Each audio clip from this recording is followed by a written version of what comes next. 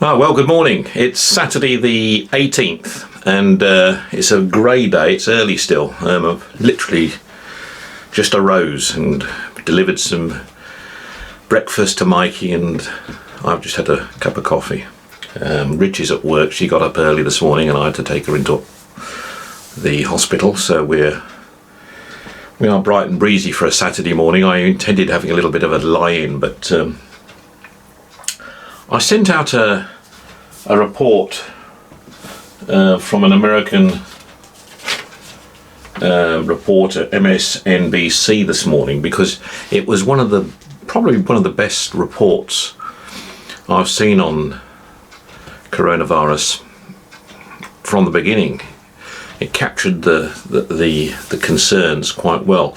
And last night I was also looking at quite a few reports from the World Health Organization, some very ones of yesterday, but also went back on a few. I went back in my history on a few just to catch some information, and it brought certain things home. As one goes into the virus, you do see, in terms of time frame, you can see things that have worked and things that haven't. You can see where people stroke countries took probably quite good decisions and where others didn't, and doesn't, everyone was overwhelmed with it to a large extent anyway. So I'm not blaming any countries. I'm just making the point that this virus takes hold and people think it's not going to reach them, and then it does. And I suppose my video to all my friends out there is more about where you're still sitting in a country. There are quite a few in the southern hemisphere in particular, where you think, well, it's not going to hit us so hard. Just make good use of what your government tells you about taking measures quickly to ensure you don't get the number of cases spreading through the country. Don't get carried away with the death counts at this stage. Rather look at what's coming into the country. It's got me thinking as well about some of the things the UK have done. And up to now, you've heard me. I've been saying I've been relatively happy the way the UK government have been handling it. They've kept public up to date on a regular daily basis. Tuning in at 5 o'clock to their feedback. They've based their decisions on the science.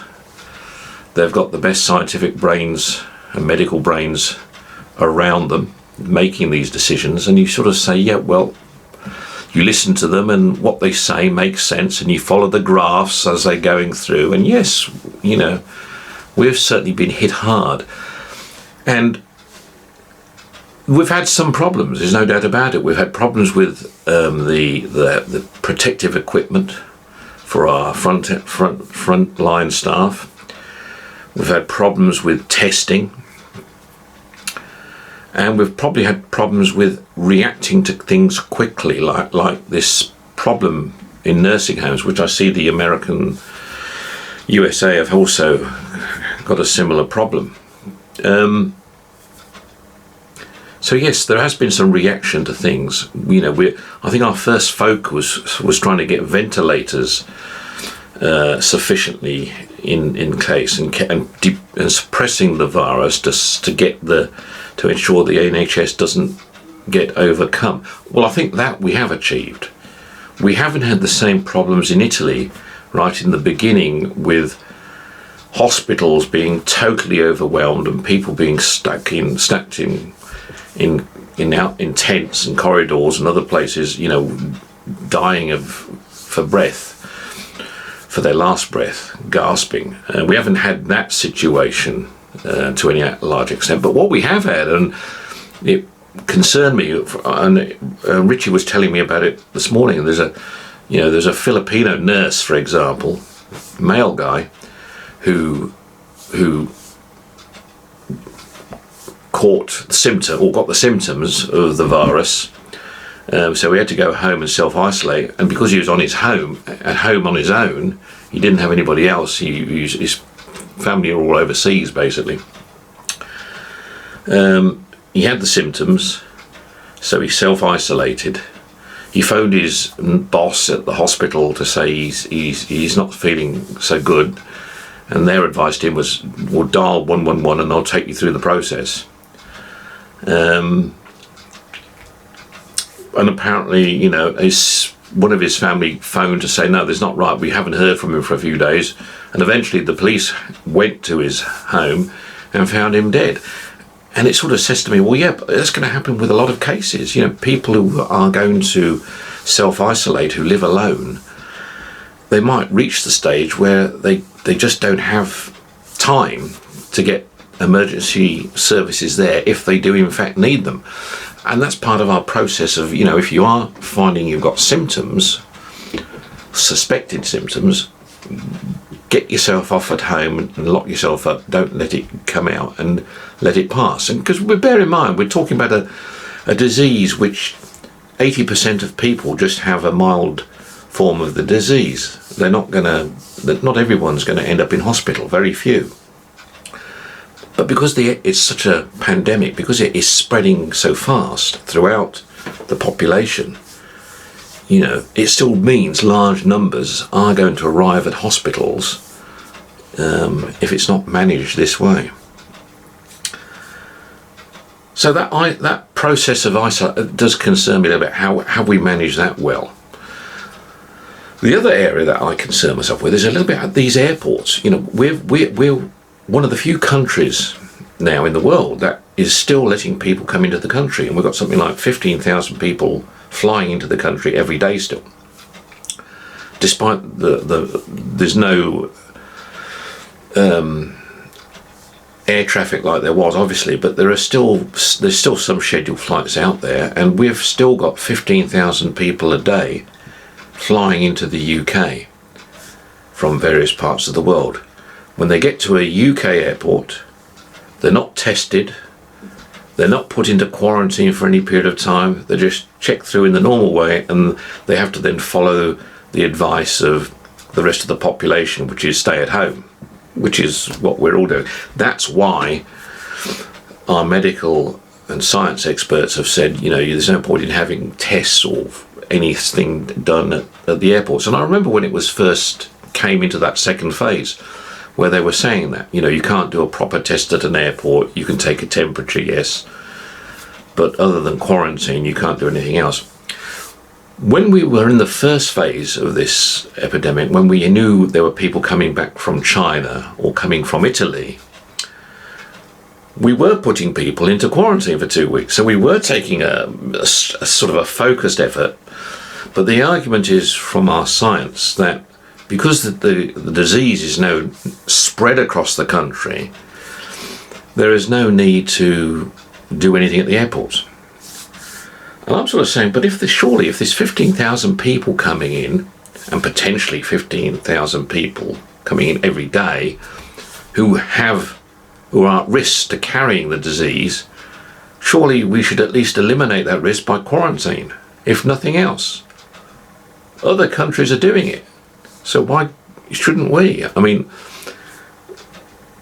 it just means we're going to add more fuel into our fire, pour more fuel into the fire, which is going to, so I don't get that. I've got to be honest, that I don't get. To me, it doesn't make any sense to have people just coming into the country without any form of checking. Most of these people coming in are UK citizens coming from abroad. So I'm not saying they shouldn't be coming in. I'm just saying when they come in, because they've been somewhere else, no matter where they've been, we should be checking them, surely. We should be all checking them and putting them into isolation, not letting getting into society. Not that there's much society out there to get into, but it's isolating risks. The report I sent to a few of you, what Ireland are doing, is good. Now, we know, look, Ireland's a small country, smaller population in the scheme of things, but it's still, what you consider they've done is the right way to tackle the virus. Now, a number of our scientists have said, well, we're going to get eventually a test that works, that's going to actually show people that have had the disease and therefore have immunity, and we will be managing it much better when we get these other tests going out. But from a report I saw from the World Health Organization only yesterday, and I went into some detail yesterday, you can tell I've been studying it, there is no evidence that says there's immunity for this disease at all. In other words, you can catch it, recover from it, and then catch it again, or give it to somebody else after. So this is, we're still wishing on, and I guess, and I sort of think if that is the case, I can understand why our government yesterday put top of their list this super duper team that is now out to find this vaccine, to get this vaccine, to actually ensure we vaccinate everybody then as quickly as possible to protect them against this disease. Because without immunity, that's the only other objective that we can do, I guess. Still, it's all a bit worrying in that respect, and I think the facts coming through there is still some muddle. I think the reporting of some of our reporters has not been of the same quality as what I just seen from the United States, from that particular area. I think our government have been slow. There's no doubt they have been slow in some areas. I don't think it's helped by the fact we have Boris go down with it, our Prime Minister. And I think despite what their government say, everything's under control, I think it did tackle, I think it has taken a little bit of a grip on it. And I think, he was leading a process and finding his way through it. I sort of wonder if some of these medical and science experts have all the answers, are the right, because there are, you listen to some medical experts from Imperial College and they'll say one thing, and you'll say other experts and they'll say contrary, because they don't know. This is all theory. Because it's such a new disease, and because there are so many unknowns still, we're all in theory mode. That's all it is. And while all this is going on, we're losing people. I'm still very concerned at the number of deaths that are mounting up in the UK, as they aren't going. It's like a controlled measure. We're sort of expecting. We know what the figure's going to be, and we're sort of okay with it because the hospitals are not under pressure. But so we haven't got an Italy situation where it all sort of blew up very quickly over. But what we're not, so we've got that control element of it, but it's still a significantly high number of deaths. And I guess we haven't really got to grips with testing and isolating in areas to get control of the pandemic and say, right, this area we know is a problem area. We focus on this area. I mean, Ireland, identifying over 50% of their deaths are coming out of old age homes. Therefore, focus on the old age homes. Let's secure it, make it better. Now, we know the disease attacks the old agendas, and particularly those with conditions. You would have thought that would have been the first element of focus from our point of view as well, because we know that. But we seem to have not ignored, well, we haven't ignored it, but we haven't really done a great job on it up to now in that respect. So yes, my initial views when I was looking at the reports coming in from our government and our process of reporting, which I thought was structurally was good and we were getting information, I'm beginning to have concerns and doubts as to